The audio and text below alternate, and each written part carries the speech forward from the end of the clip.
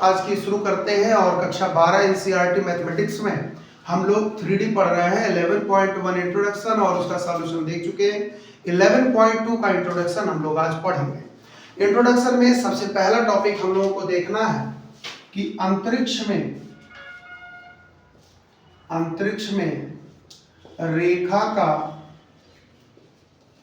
समीकरण ज्ञात करना।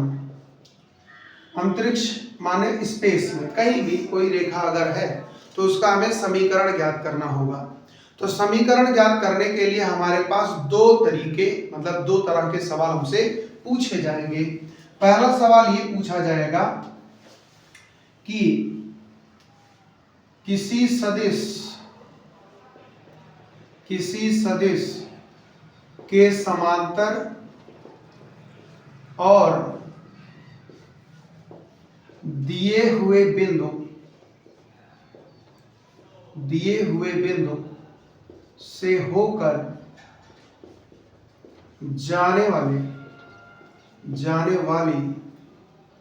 रेखा का समीकरण, ये हमको पहले पढ़ना है। ठीक है, तो चलिए करते क्या है। देखो, हम मान लेते हैं बेटा कि एक सदिश है और उस सदिश का नाम है वेक्टर बी। क्या नाम है? Vector B.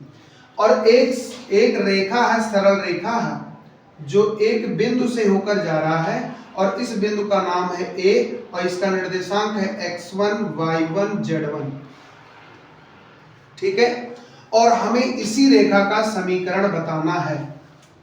इसी रेखा का दिए हुए सदिश के समांतर किसी दिए हुए बिंदु से होकर जाने वाली रेखा का समीकरण ज्ञात करना। तो यहाँ पे देखिए, एक ये सदिश हमें दिया होगा जिसके समांतर हमें रेखा का समीकरण बताना है और उस पर स्थित एक बिंदु है। ठीक है, हमें इसी रेखा का समीकरण बताना है। तो हम मान लेते हैं कि इस पर एक चर बिंदु P है और जिसका निर्देशांक है x y z। चर बिंदु आप जानते होंगे, चर बिंदु का मतलब होता है इस रेखा पर स्थित सारे बिंदुओं का प्रतिनिधित्व करने वाला बिंदु, वो चर बिंदु होता है। वो सारे बिंदुओं को ले सकते हैं आप, कोई भी बिंदु है वो p x y z बनेगा, x y z बनेगा। ठीक, हम ये मान लेते हैं कि एक वेक्टर a है और वेक्टर a है क्या? a का स्थिति सदिश। a का क्या है बेटा? स्थिति सदिश है। अब जरा बताइए कि a का स्थिति सदिश क्या होगा? आप पढ़ चुके हो, x1 i cap plus y1 j cap plus z1 k cap. बोलो, इसमें कोई दिक्कत? फिर हम मान लेते हैं कि वेक्टर r। क्या मान लेते हैं? Vector r। वेक्टर r का मतलब क्या होता है? चर बिंदु p का स्थिति सदिश। चर बिंदु p का स्थिति सदिश। बताओ बेटा, चर बिंदु P क्या है? x y z। तो इसका स्थिति सदिश होगा x i cap y j cap z k cap. ठीक है, अब ध्यान से देखेंगे, अभीष्ट रेखा का सदिश समीकरण, वेक्टर इक्वेशन, सदिश समीकरण ये क्या होता है? इसको रट लेना। सदिश समीकरण क्या होगा? वेक्टर r बराबर vector a plus lambda vector b। Vector b के समांतर किसी रेखा का समीकरण ज्ञात करना जो बिंदु a से होकर जाता है, तो उसका सदिश समीकरण होगा वेक्टर r बराबर vector a plus lambda vector b। अब जो वेक्टर a है और जो वेक्टर b है इसे लिख देना होगा।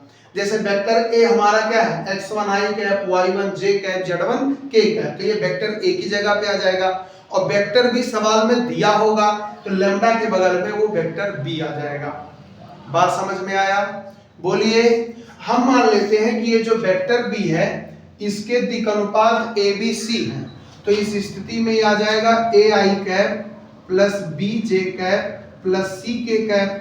तो ऐसी स्थिति में अगर हमें समीकरण लिखना पड़ जाए तो हो जाएगा वेक्टर a r बराबर यहाँ पे x1 i cap y1 j cap z1 k cap plus lambda, lambda के बाद में a I cap b j cap c k cap और इसी को हम कहते हैं अभीष्ट रेखा का सदिश समीकरण।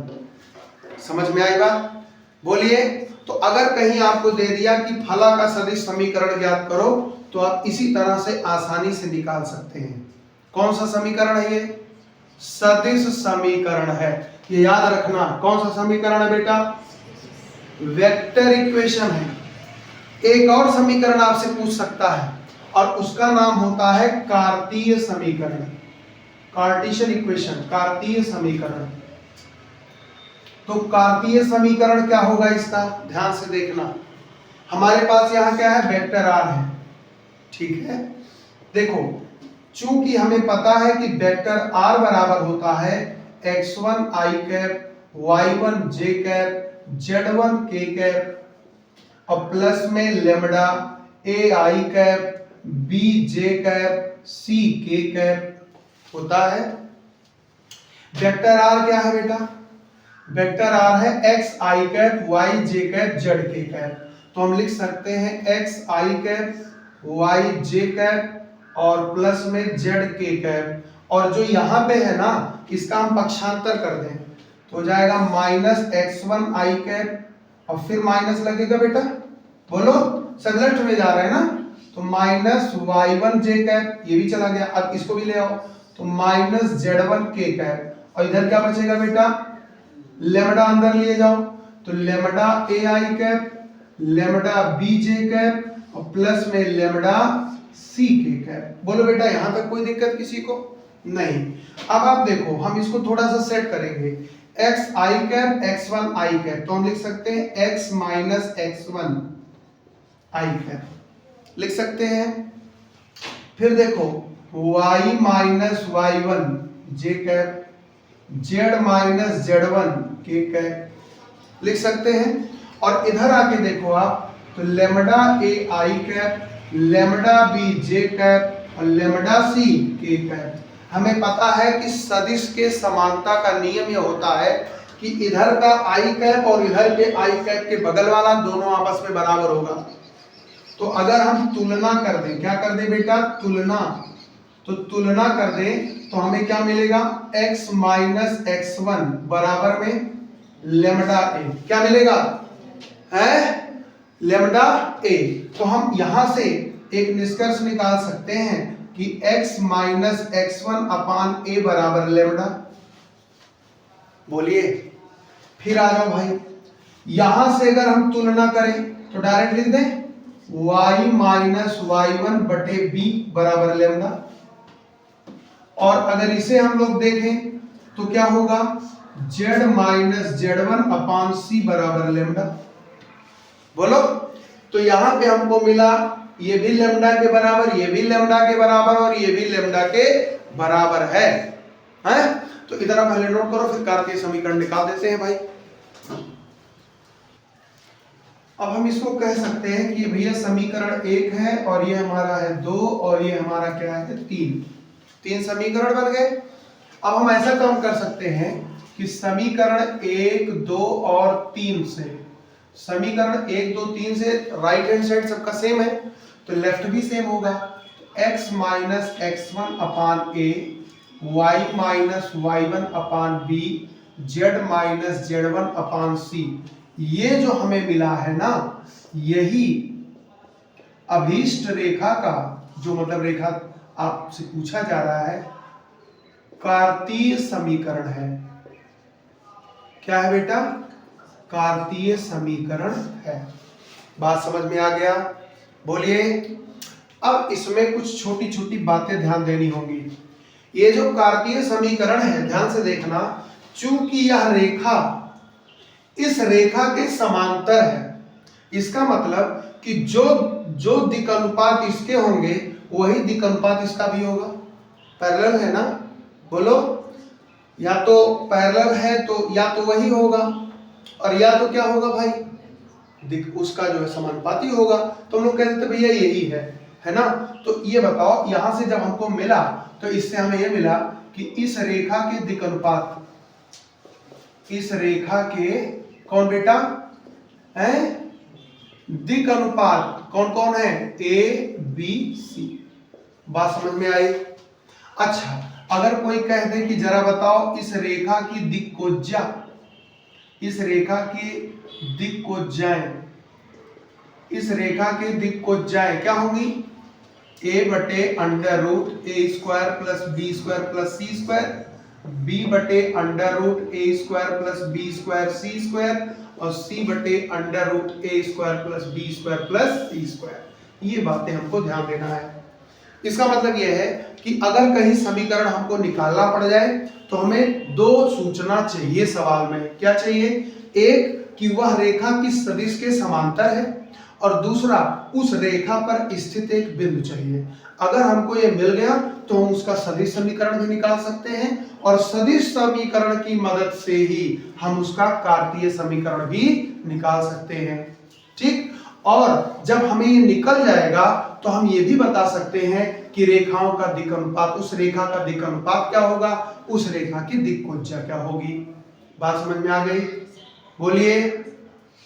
अब अगर हमें दिक्कोज्जा मिल गया तो हम ये भी बता सकते हैं कि x अक्ष, y अक्ष और z अक्ष के साथ दिया गया रेखा कितने डिग्री का कोण बना रहा है। L बराबर cos अल्फा, m बराबर cos बीटा, n बराबर cos गामा। तो ये हमारा L हो गया, ये m होगा और ये n हो गया। तो एक जानकारी लो, लेकिन उसी जानकारी से क्या क्या उसमें और क्वेश्चंस बन सकते हैं वो सारा चीज उससे काउंटर करने का प्रयास करना चाहिए। तो इतना नोट करिए, और फिर इसी पे एक छोटा सा शानदार सवाल देखते हैं और उसी से और चीजें क्लियर हो जाएंगी। नोट कर लीजिए। अब एक सवाल देखते हैं। कह रहा है कि उस रेखा का समीकरण ज्ञात कीजिए जो इसके समांतर है तथा इस बिंदु से होकर जाता है। तो आपको क्लियर होना चाहिए, जिसके समांतर होगा वो वेक्टर बी बनेगा और जिस बिंदु से होकर जाएगा वो वेक्टर ए बनेगा। ठीक है, तो ध्यान से देखेंगे। प्रश्नानुसार वेक्टर बी कितना है, 2i cap 3j cap 4k cap. ठीक है, और अगर आपसे कहा जाए वेक्टर ए बनाओ तो वेक्टर ए का मतलब इस बिंदु का स्थिति सदिश। तो इस बिंदु का स्थिति सदिश 2i cap minus 3j cap और प्लस में k कैप बन गया। अब हमें बताना है पहले सदिश समीकरण। तो सदिश समीकरण होता है वेक्टर r बराबर vector a plus lambda vector b। तो ये हो जाएगा वेक्टर r बराबर वेक्टर a, तो 2i cap minus 3j cap plus k cap और प्लस लेमडा वेक्टर b, तो 2i cap plus 3j cap plus 4k cap. और ये बेटा हो गया इसका आंसर। समझ गए? अब कहा कि नहीं हमको कार्तीय समीकरण भी दो, तो कार्तीय समीकरण, तो इसका कार्तीय समीकरण हो जाएगा। ध्यान से देखना, ये जो वेक्टर बी के आगे लगे हुए हैं यह है ए बी और सी, और ये जो पॉइंट है यह है x1 y1 z1। तो कार्तीय समीकरण होता है x minus x1 upon a, y minus y1 upon b और z माइनस z1 अपान c। तो अगर हम इसका सहारा लेते हैं तो ये समीकरण क्या बनेगा, x माइनस x1 क्या है भाई 2 और बटे में a कौन है 2 बराबर y माइनस y1, तो माइनस 3 है तो क्या हो जाएगा प्लस 3 और बटे में 3 बराबर z माइनस z1 कितना है 1 और बटे में बताओ c कितना है 4। ये हो जाएगा इसका आंसर। समझ गए? एक बार फिर से देखो, हमें पहले क्या निकालना है, सदिश समीकरण। निकल गया। सदिश के बाद क्या होगा कि यहाँ तो हमें पता है x y z है, x और इधर वाला आके माइनस बनेगा, तो यहाँ i कैप के बगल में यहाँ i कैप 2 है तो हो जाएगा x माइनस 2 और y में कितना वेक्टर b का जो abc होता है तो a हो गया। फिर y, तो y यहाँ पे है y1 माइनस 3 इधर ले जाओगे तो प्लस 3 हो जाएगा, तो प्लस 3 बटे में 3 और z, इधर z है और इधर कितना है 1 तो इधर आएगा z माइनस 1 और बटे में यहाँ कितना है 4 तो बटे में 4। तो ये हमारा हो जाएगा कार्तीय समीकरण। समझ में आई बात? नोट कर लीजिए, फिर बढ़ते हैं आगे। एक सवाल और देख लेते हैं। इसमें सवाल दिया है कि बिंदु 1 2 3 से जाने वाले, मतलब ये वेक्टर ए का काम करेगा, और इसके समांतर रेखा का समीकरण। तो ये आप देखिए वेक्टर बी को जो है वो छिपा दिया है, वेक्टर बी साफ साफ नहीं दिया है। तो अगर आप इस कार्तीय रूप को ध्यान से देखें तो इसमें वेक्टर बी दिखेगा, नीचे वाले जो होते हैं वही वेक्टर बी बन जाते हैं, और ये पॉइंट जो है वो वेक्टर ए बन जाता है। ध्यान से समझना। तो यहां पे आप कहेंगे प्रश्नानुसार वेक्टर ए क्या बनेगा, I cap plus 2j cap plus 3k cap. और अगर वेक्टर बी की बात किया जाए तो क्या बनेगा भाई, बोलो, और प्लस 3k कैप। और जब वेक्टर ए और वेक्टर बी मिल गया तो हम इसका सदिश समीकरण बता सकते हैं।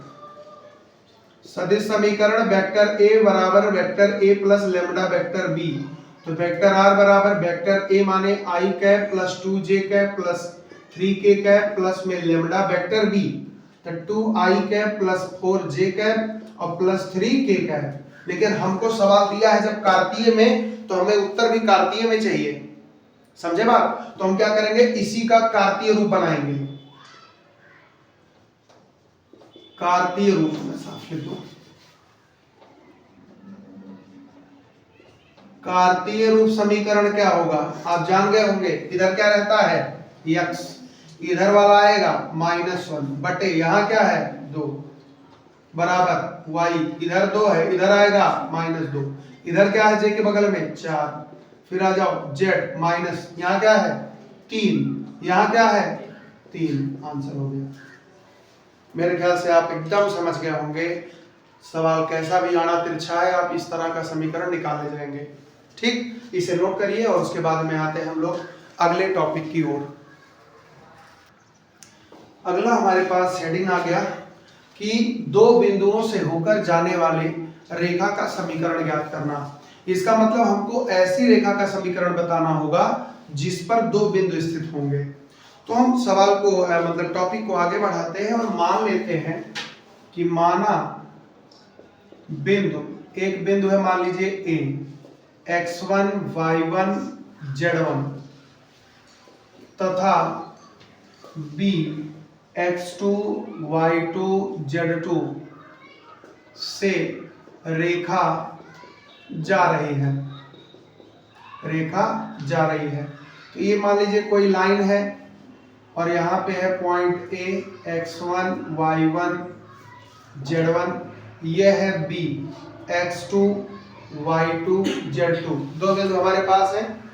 तो हम क्या करते हैं, यहाँ पे वेक्टर A मानते हैं। क्या मानेंगे, वेक्टर A, और वेक्टर A जो होगा वो होगा A की स्थिति सदिश, बिंदु A का स्थिति सदिश। और आप जान रहे हैं कि A का स्थिति सदिश बनेगा x1 i cap y1 j cap और z1 k कैप। और वेक्टर B को मान लेते हैं B का स्थिति सदिश, B का स्थिति सदिश। तो ये हमारा बनेगा x2 i cap y2 j cap z2 k cap. यहां तक क्लियर हो गया। तो इसका सदिश समीकरण होगा वेक्टर R बराबर vector A plus lambda vector B minus vector A, ये इसका सदिश समीकरण होगा। ठीक है, बात आती है कि सर जरा इसका कार्तीय समीकरण बता दीजिए। तो कार्तीय समीकरण इसका क्या होगा, चलो इधर देख लो भाई। कार्तीय समीकरण क्या होगा, यही वेक्टर A वाला इधर आएगा, बोलो बेटा। तो ये क्या होगा x माइनस x1 है, और बटे में क्या होगा, B पहले है x2, बाद में क्या है A x1, तो बटे में आएगा x2 माइनस x1, क्योंकि लेमडा के बगल वाला जो भी रहेगा नीचे जाएगा।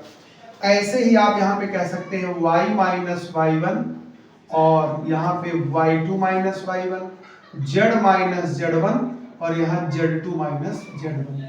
तो ये हो जाएगा इसका बेटा कार्तीय रूप समीकरण, और ये हो जाएगा इसका सदिश रूप समीकरण। तो पहले हम लोग क्या करते हैं, सदिश रूप निकाल लेंगे। असदिश से फिर हम कार्तीय में चले जाएंगे। एक प्रश्न देखते हैं, बिंदुओं 1 2 3 तथा 4 7 8 से होकर जाने वाली रेखा का समीकरण ज्ञात कीजिए। तो बेटा सवाल से ही आपको क्लियर है कि हम यहाँ पे वेक्टर ए बनाएंगे। वेक्टर ए किसको बनाएंगे? 1 2 3 को, तो हो जाएगा i cap 2 j cap 3 k cap. Vector B बनाएंगे तो 4i कैप 7 j कैप और 8 k कैप। अब हमें पता है कि सदिश समीकरण वेक्टर r बराबर vector a lambda vector b minus vector a, यही तो होता है। तो इसमें रख दीजिए, तो वेक्टर r बराबर vector a i cap 2 j cap 3 k cap और plus lambda b minus a, b में से a घटाओ तो 4 में से 1 गया 3, 7 में से 2 गया 5 और 8 में से 3 गया 5। ये हो गया इसका आंसर। ठीक है। अब कोई कह दे नहीं हमें इसका कार्तीय समीकरण भी चाहिए, तो कार्तीय समीकरण यहां से आ जाओ, x माइनस x1, तो x माइनस x1 कौन है? 1। अब बटे में x2 minus x1 3, y minus y1 2 बटे y2 माइनस y1 7 में से 2 गए 5, z माइनस z1 और बटे में z2 माइनस z1 5। ये हो गया इसका कार्तीय समीकरण। आप चाहे तो इसको यहीं से भी लिख सकते हो, वही आएगा, और चाहे फार्मूले से जाके लिखो तब भी वही आएगा। बात समझ में आ गई? बोलिए। तो आपके जो प्रश्नावली है उसमें यही 2 टाइप के सवाल आपसे पूछे जाएंगे। रेखा का समीकरण जब भी ज्ञात करना होगा तो आपको हमेशा 2 उत्तर लिखना है, सदिश समीकरण, कार्तीय समीकरण। खुदा ना खास्ता वो कह भी सकता है कि खाली सदिश समीकरण बता दो, तब तो बहुत अच्छी बात है। अगर कह दिया कार्तीय समीकरण बता दो तब भी बहुत अच्छी बात है, लेकिन अगर केवल कह दिया समीकरण बता दो तब दोनों बताना है। समझ गए? तो इतना नोट करिए। अब फिर आते हैं अगले टॉपिक की ओर, बढ़ते हैं आगे और देखते हैं अब अगला टॉपिक। और अगला टॉपिक है बेटा 2 रेखाओं के बीच का कोण ज्ञात करना। क्या ज्ञात करना? कोण ज्ञात करना। 2 रेखाओं के बीच का कोण ज्ञात करना।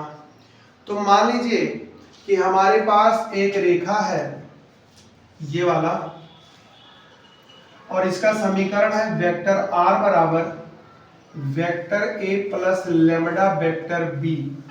तो यहाँ पे नामकरण में हम लोग 1 और 1 लगा देते हैं। और एक रेखा है मान लीजिए ये, और ये हमारा है वेक्टर r बराबर वेक्टर a2 प्लस लेमडा लिख दीजिए चाहे म्यू लिख दीजिए वेक्टर b2। इस तरह से ध्यान से समझना बेटा, जितना भी टॉपिक, चाहे वो कोण की बात आए, चाहे वो न्यूनतम दूरी की बात आए, हर किसी नियम में, हर एक टॉपिक में 2 चीजें आपकी चलेंगी। अब एक सदिश और एक कार्तीय। समझ गए? तो मान लीजिए कि हम पहले किस पे बात कर रहे हैं बेटा? सदिश रूप पे। किस पे बात कर रहे हैं? सदिश समीकरण के रूप में, इस पे हम लोग बात कर रहे हैं। इसके बाद अभी देखेंगे कार्तीय कैसे होगा। तो अब अगर ये मान लीजिए 2 रेखाएं हैं और इनके बीच का कोण ज्ञात करना है, तो हम लोग क्या करते हैं कि रेखाओं के बीच कोण ज्ञात करने के बजाय हम ये देखते हैं कि ये रेखा किसके समांतर है। ये वाली रेखा किसके समांतर है? B1 के। ये वाली रेखा किसके समांतर है? B2 के। तो हो सकता है कि B1 ये हो और हो सकता है कि B2 ये हो, क्योंकि इसके समांतर है ना। तो ये मान लेते हैं कि ये हमारा है B1 और ये हमारा क्या है बेटा? B2। और इनके बीच का कोण मान लीजिए कि ये हमारा क्या है? थीटा।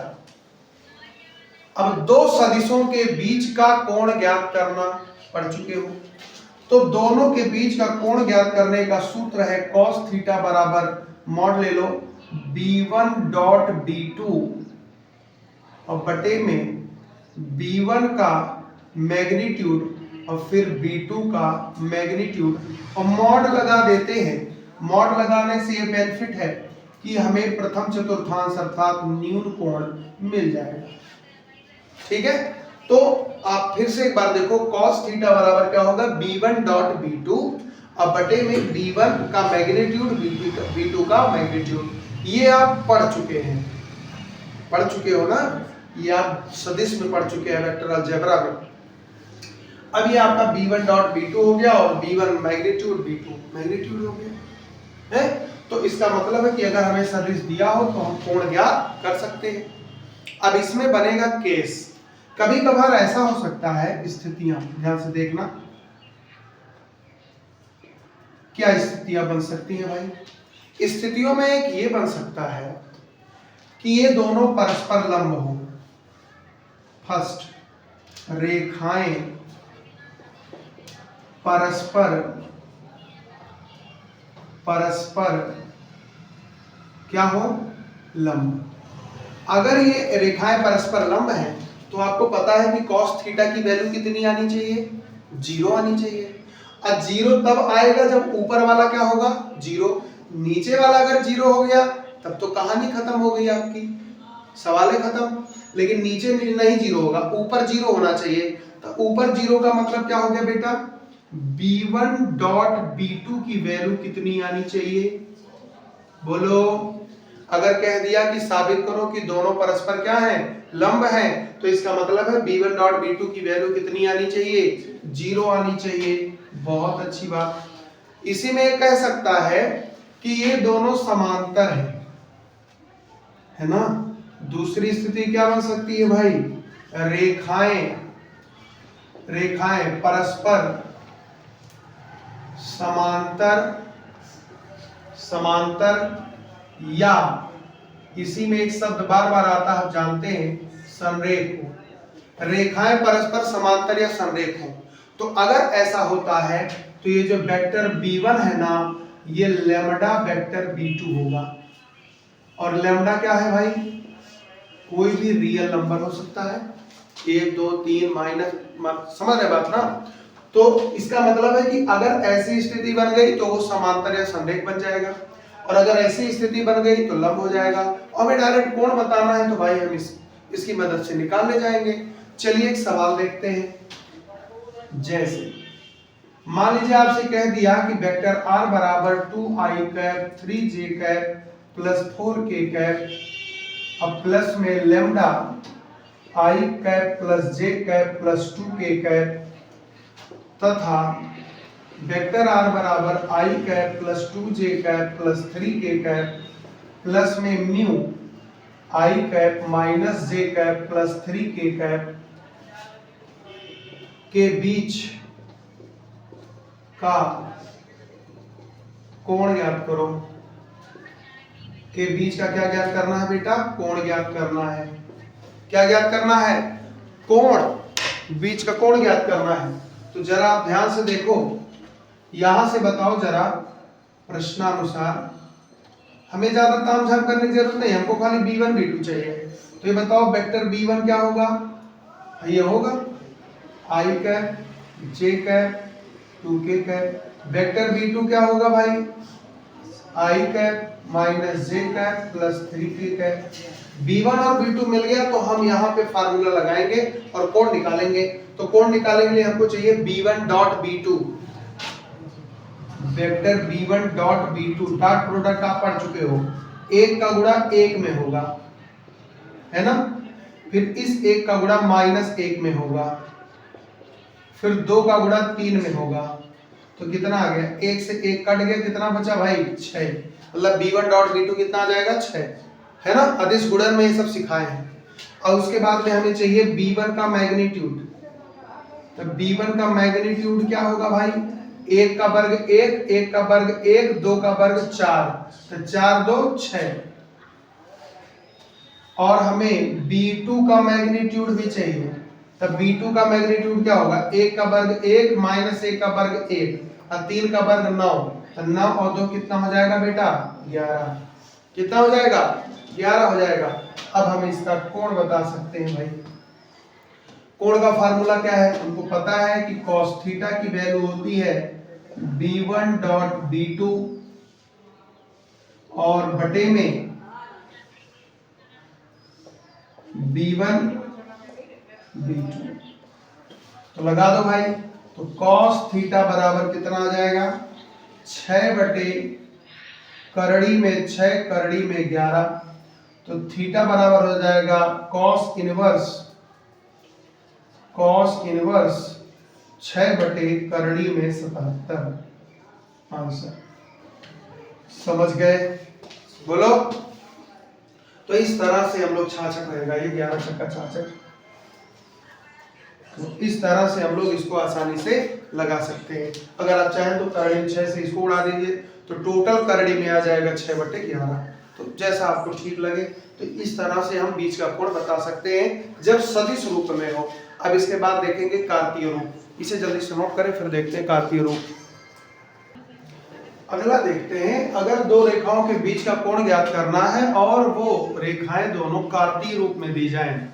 तो कार्तीय रूप में अगर दोनों रेखाएं दी जाएंगी तो बेटा कुछ इस तरह से, इस रेखा का इक्वेशन मतलब समीकरण कार्तीय में इस तरह दे सकता है, x माइनस x1 अपान a1, y माइनस y1 अपान b1, z माइनस z1 अपान c1। ठीक है। और इस रेखा का दे सकता है x माइनस x2 अपान b2, y माइनस y2 अपान ये a2 है, ये b2, और z माइनस z2 अपान c2। ये दो कार्तीय रूप में दोनों समीकरण इसी तरह दिए जाएंगे। अब अगर इनके बीच का कोण बताना है तो फिर से वही कंडीशन बनाएंगे, यहाँ पे थीटा ले जाएंगे। ठीक है। अब इनके बीच का हमें कोण बताना है तो हम कैसे बता पाएंगे? हमारे पास फार्मूला होगा cos थीटा बराबर, मोड़ लगा देंगे। इसमें मेन कौन है? b। कौन है? b। और इसमें क्या है? a1 b1 c1, और इसमें क्या है? a2 b2 c2। क्या आ जाएगा? a1 a2 b1 b2 c1 c2 और बटे में under root a1 square b1 square c1 square a2 square b2 square c2 square.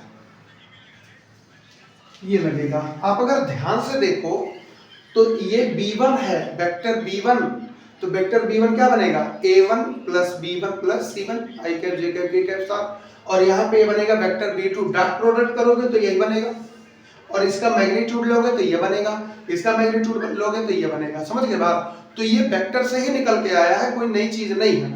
अब इसमें आपसे दो कंडीशंस मिल सकते हैं। क्या क्या मिल सकता है भाई? फर्स्ट स्थितियां क्या बनेगी भाई? पहली स्थिति बनेगी कि परस्पर लंब हो।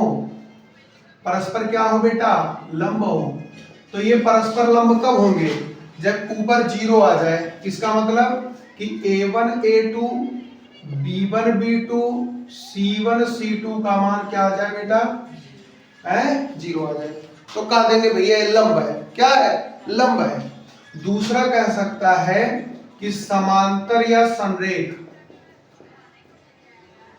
तो समांतर या संरेख अगर है तो a1 बटा a2 बराबर b1 बटा b2 बराबर c1 बटा c2, ये कंडीशन बनेगा। समझ गए? बोलो।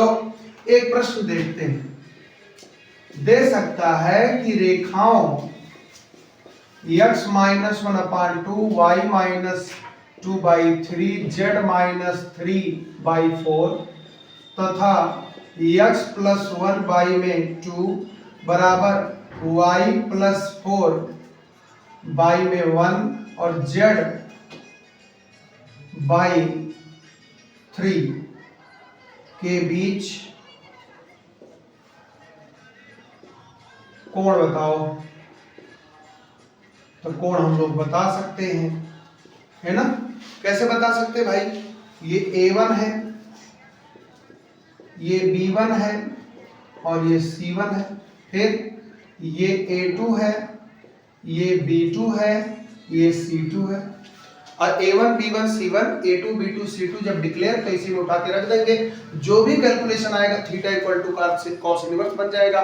ठीक है, तो इसे हम आपके हवाले करते हैं, आप करते ना भाई। ठीक, इसे नोट कर लीजिए। देखिए अब इसमें एक बहुत ही इंपॉर्टेंट और आखिरी टॉपिक है कि दो रेखाओं के बीच की न्यूनतम दूरी ज्ञात करना, शॉर्टेस्ट डिस्टेंस SD ज्ञात करना। तो इसमें आप देखें, इसमें एक सवाल 8 नंबर का आप में फिक्स है और उससे सवाल आएगा, है ना। 8 नंबर का एक सवाल फिक्स है और उससे सवाल आएगा और आपको तैयार रहना होगा उसके लिए। कैसे लगता है जरा ध्यान दें। यहाँ पे जो रेखाएं आपको मिलती हैं वो कुल मिला जुला करके 3 टाइप की मिलेंगी। कितने टाइप की? 3। ध्यान से देखो, एक इस तरह हो सकता है, इस तरह मतलब सामने से लगेगा कि काट रहे हैं, लेकिन इधर से देखोगे तो नहीं काटेंगे क्योंकि स्पेस में रेखा कहाँ है पता नहीं। तो पहला कंडीशन बनता है स्क्यू लाइंस।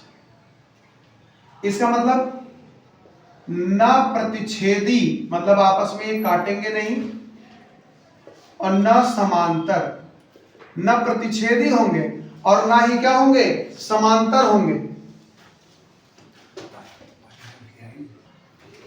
तो यहां पे स्क्यू लाइंस का मतलब ना प्रतिच्छेदी ना समांतर, इस टाइप का कुछ भी रेखा हो सकता है। ये देखो पैरेलल भी नहीं है और ये काट भी नहीं रहा है, सामने दिखेगा कट रहा है लेकिन कटता नहीं है। तो ये एक रेखा हो गया। एक दूसरा भी हो सकता है बेटा कि उसको हम लोग कहते हैं पैरेलल लाइंस। इसका मतलब क्या होगा, समांतर। तो समांतर का मतलब हो जाता है कि वो काटने का तो कोई चांस ही नहीं है। ऐसे रेखा हो गया, ऐसे हो गया, इस टाइप से हो गया, तो ये सब क्या है, पैरेलल लाइंस हैं, ये समांतर होंगे एक दूसरे से। और एक तीसरा हो सकता है बेटा, तीसरा हो सकता है इंटरसेक्टिंग मतलब प्रतिच्छेदी। दोनों रेखाएं ऐसा भी हो सकता है कि प्रतिच्छेदी हो, मतलब एक दूसरे को काट रही हो, ऐसा भी हो सकता है। बोलो। तो इसके लिए तो क्लियर है आप कि अगर प्रतिच्छेदी रेखा होगा तो वहां पे जो न्यूनतम दूरी होगा वो 0 होगा, क्योंकि एक दूसरे पे ही है तो दूरी का चांस ही नहीं है। तो इसका मतलब कि यहां पे न्यूनतम दूरी जो है, न्यूनतम दूरी जो है बेटा वो है कितना, 0। मतलब SD की वैल्यू कितनी आएगी, 0 आएगी। एक तो क्लियर हो गया अगर प्रतिच्छेदी है तो। इन दोनों पे बात करते हैं। स्क्यू लाइंस, मान लेते हैं कि एक लाइन हमारे पास है L1, एक लाइन क्या हमारे पास L1, और उसका वेक्टर फॉर्म है, मान लीजिए कि वेक्टर R बराबर A1 vector A1 plus lambda vector B1। ठीक है, एक रेखा है। एक दूसरी भी रेखा है वेक्टर R और यहाँ है A2 plus lambda vector B2, ऐसा भी हो सकता है। यहाँ पे लेमडा के बजाय म्यू हो सकता है। क्या हो सकता है, म्यू हो सकता है, कोई संख्या हो सकती है।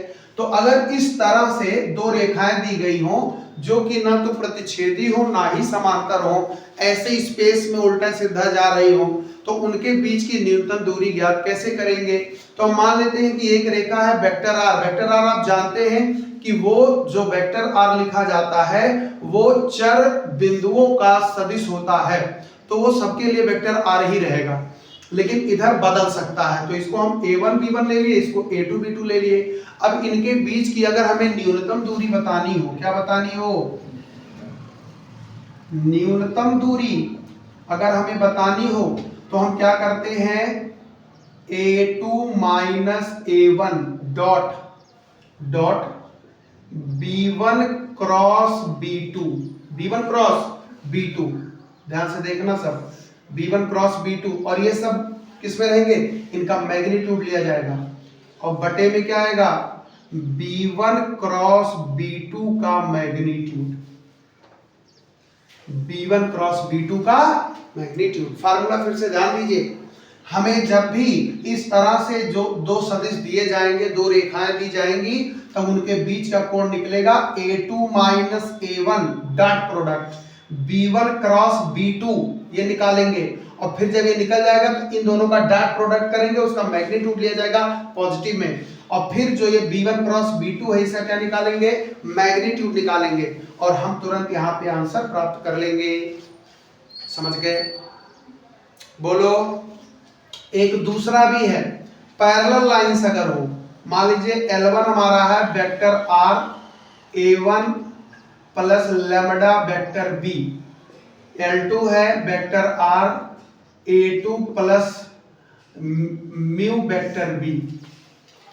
जब भी हमारे पास कोई समांतर रेखा होती है तो यहाँ पे ये जो आखिरी वाला ये बराबर होगा या बराबर हो सकता होगा, ध्यान से समझना।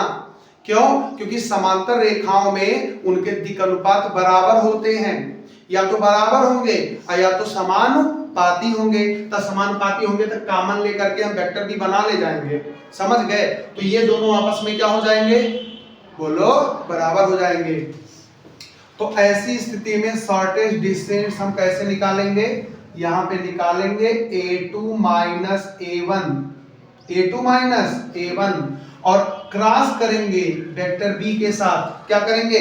क्रॉस, और फिर उसके बाद में यहाँ पे हम वेक्टर B का हम मैग्नीट्यूड ले लेंगे।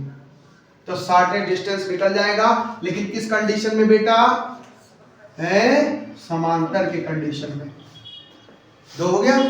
एक तीसरा है कि अगर इंटरसेक्टिंग हो, तो कभी कभार पूछता है कि इंटरसेक्टिंग का कंडीशन चेक करो। जैसे आप तो इतने ब्रह्मज्ञानी तो है नहीं कि आप सवाल देखें और आपको पता चल गया कि ये इंटरसेक्टिंग होगा।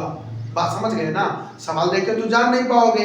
तो इंटरसेक्टिंग कैसे होगा, कभी कभार प्रूव करने का दिया कि सिद्ध करो कि ये जो है प्रतिच्छेदी रेखाएं हैं। तो क्या करोगे, यही फार्मूला लगाओगे, सॉल्व करोगे, जीरो आ जाएगा। और अगर जीरो आ गया तो हम क्या कहेंगे, प्रतिच्छेदी है। लेकिन आपको भी पता है थोड़ा स्मार्ट बनना चाहिए। स्मार्ट कैसे? अगर ये शॉर्टेस्ट डिस्टेंस जीरो आ रहा है तो इसका मतलब कि न्यूनतम दूरी ये जीरो होगी। तो न्यूनतम दूरी जीरो कब होगी, जब भाई ऊपर वाला जीरो होगा। इसका मतलब ये है कि प्रतिच्छेदी की एक शर्त है, और वो शर्त क्या होगा, A2 माइनस A1, ठीक है, और डॉट B1 क्रॉस B2। इसको हम जब निकालेंगे तो जीरो आ जाएगा। मॉडुलस हटा दिए, क्यों? क्योंकि जीरो आने वाला है भाई। तो जीरो आने वाला है तो हमें मॉड की जरूरत नहीं। बात समझ गए? बोलो। अब यहां पे देखो, या तो इस टाइप से हमें सवाल मिलेगा, या तो इस टाइप से मिलेगा, या तो इस टाइप से मिलेगा। ठीक। अब एक दिमाग और लगाओ। कभी कभार सवाल ऐसा हो सकता है कि सवाल आपको किस में दे दे, कार्तीय रूप में दे दे। ये तो सब सदिश है ना? तो यहां पे ध्यान देना, जब भी कार्तीय रूप में एसडी ज्ञात करना हो तो उसे पहले सदिश में बदल लेते हैं और उपरोक्त सूत्र का प्रयोग कर देते हैं। समझ गए? आप अपनी किताब में पढ़ेंगे ना बेटा, तो कार्तीय रूप में शॉर्टेस्ट डिस्टेंस के लिए फार्मूला देखोगे तो इतना बड़ा होगा, अब वो याद नहीं होगा, है ना? या हो सकता है अभी आप याद कर ले जाएं, लेकिन उस समय सरस्वती माता धोखा दे जाएंगी। बात समझ रहे हो? जब सॉल्व करोगे बस माता सरस्वती भाग लिया दूसरे घरे।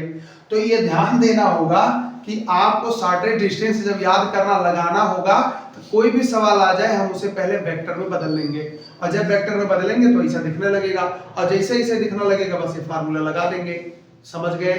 बोलो। कुछ नहीं समझे? पहले इसे नोट करो, फिर दूसरा सवाल देखते हैं, तब जाके क्लियर होगा। नोट कर लीजिए। बढ़ते हैं आगे। हम लोगों ने फार्मूले पढ़ रखे हैं न्यूनतम दूरी के, और ये दो सवाल आपके सामने एज एग्जाम्पल हम बताने जा रहे हैं, लेकिन एनसीईआरटी 11.2 के ये 14वें और 15वें नंबर के प्रश्न हैं। ठीक है। सवाल यह है कि इनके बीच की न्यूनतम दूरी बता दो, और फिर 15वां सवाल है इनके बीच की न्यूनतम दूरी बता दो। न्यूनतम दूरी का सवाल 8 नंबर में आएगा, उसका कारण आप समझ जाएंगे क्योंकि लंबा होगा, ठीक है। तो हम आपको दोनों सवाल बताते हैं क्रम से। जैसे पहला वाला हम बताते हैं, यहाँ पे दिया है बेटा रेखाएं। कौन कौन सी रेखाएं दी गई हैं? वेक्टर r बराबर I cap two J cap plus K cap plus lambda I cap minus J cap और प्लस के कैप, तथा दूसरी रेखा है 2i cap minus J cap minus K cap और प्लस में mu 2i cap plus J cap और plus 2k cap, ठीक है। दोनों रेखाएं हमारे पास हो गई। जब रेखाएं हमारे पास हो जाएंगी और हमें न्यूनतम दूरी बताना होगा तो हम पहले निकालेंगे a1। वेक्टर a1 ये है i cap two J cap K cap.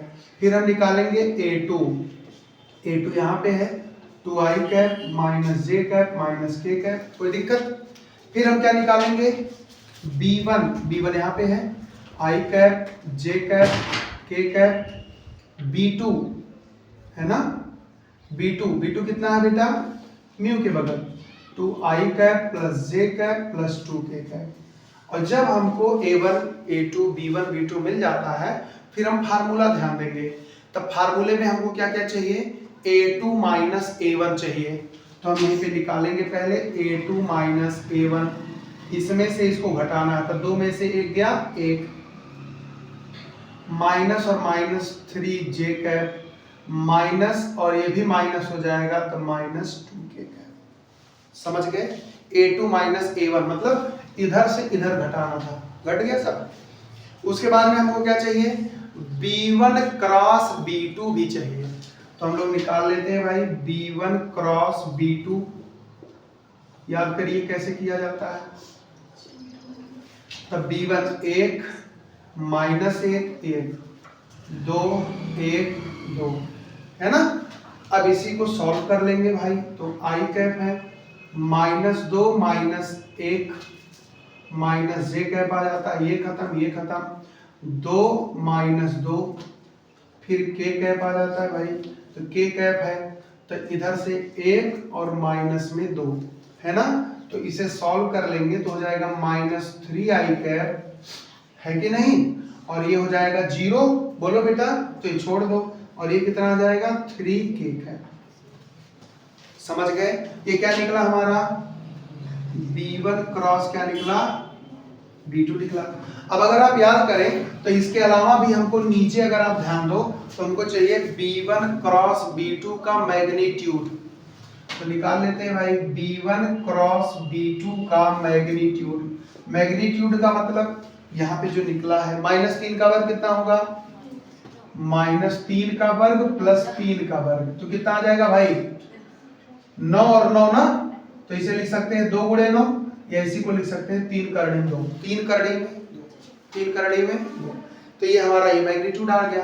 अब हम फार्मूला ले लेते हैं। तो हमें पता है कि शॉर्टेज डिस्टेंस बराबर होता है magnitude a2 minus a1 dot b1 cross b2 और बटे में b1 क्रॉस b2 का मैग्नीट्यूड। यही तो होता है बेटा।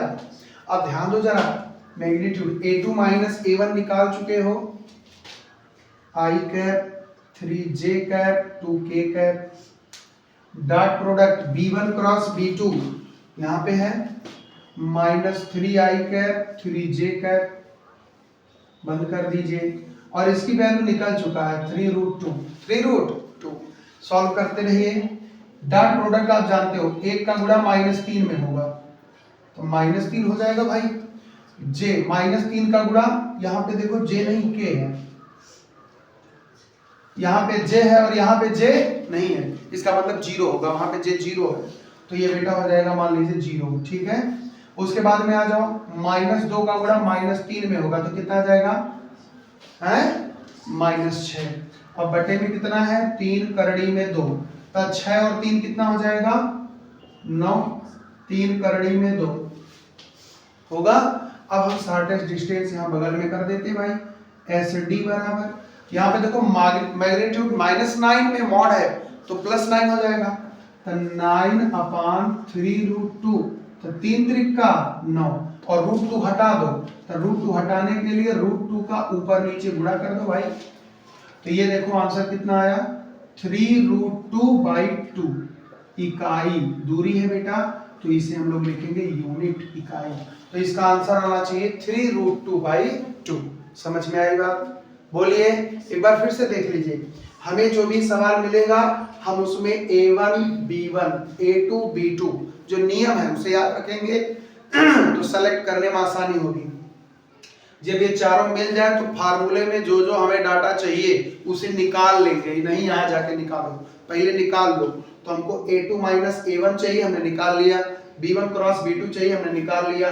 B1 क्रॉस B2 का मैग्नीट्यूड चाहिए, हमने निकाल लिया। और फिर आए फार्मूले पे, ना ही तुरंत फार्मूला इस पे आ गए, उसके बाद में हम इसको सॉल्व करते रहे और लास्ट में हमारा आंसर आ गया। समझ गए? बोलो क्यों ये 8 नंबर का होता है, आप समझ गए होंगे।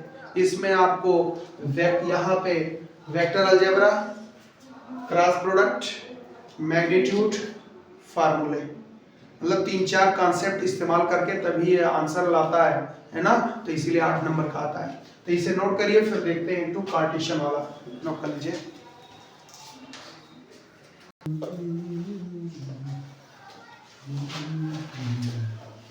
देखिए 15वां सवाल है, x + 1/7 है, y + 1/-6 है, z + 1/1 है। ये एक रेखा दिया है कार्तीय रूप में और इधर दिया है दूसरी रेखा कार्तीय रूप में।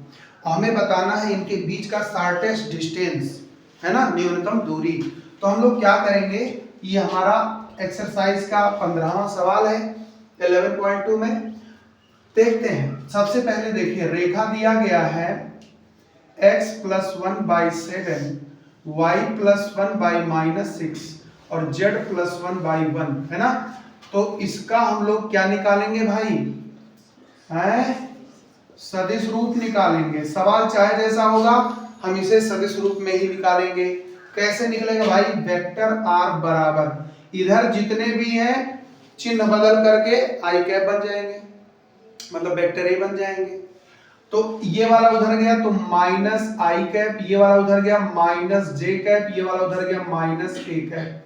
बोलो बेटा, इधर प्लस होने का मतलब उधर माइनस रहा होगा। और नीचे वाले क्या बनते हैं भाई, वेक्टर b बनते हैं, 7i cap -6j cap plus में k कैप। कोई दिक्कत?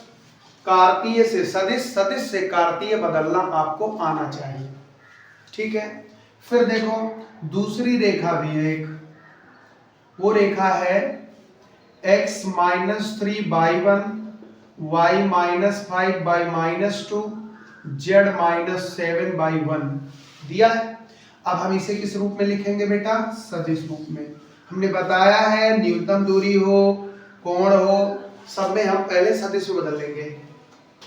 तो बदलते हैं भाई, इसको सदिश में बदलते हैं। -3 उधर जाएगा, क्या होगा, +3 +5 +7। बोलो भाई, है। और फिर प्लस में म्यू आ जाएगा, लेमडा ले चुके हो, म्यू ले लो। और इधर आपके पास गया उधर i cap 2j cap k cap. तैयार? अब ये सवाल दिया है तो 15वां, लेकिन अब ये बन गया 14, क्वेश्चन नंबर 14 बन चुका है। क्या करेंगे, वेक्टर a1 निकालेंगे, -i cap -j cap -k cap. Vector a2 निकालेंगे भाई, यहाँ पे है 3i cap 5j cap plus 7k cap. फिर हमें क्या निकालना है, b1 निकालना है भाई, b1 यहाँ पे है लेमडा के बगल, 7i cap 6j cap k cap. फिर हमें वेक्टर b2 निकालना है भाई, i कैप 2j कैप और k कैप। तो यहाँ पे आप देखो a1 a2 b1 b2 मिल गया है। अब क्या करना है भाई, हमको चाहिए a2 - a1 फार्मूले में, तो हम पहले से निकालेंगे। 3 minus minus plus 4i cap, 5 minus minus plus 6j cap, 7 minus minus plus 8k cap. निकल गया भाई। चलो आ जाओ इधर, इधर आ जाओ भाई, इधर आ जाओ। क्या निकालना है, B1 क्रॉस B2, तो B1 क्रॉस B2 तो ये हो जाएगा I cap J cap K cap. क्या क्या दिया है B1 में? 7 माइनस 6 1, 7 माइनस 6 1। फिर आप देखो B2 क्या दिया है? 1 माइनस 2 1, 1 माइनस 2 1, निकाल लो।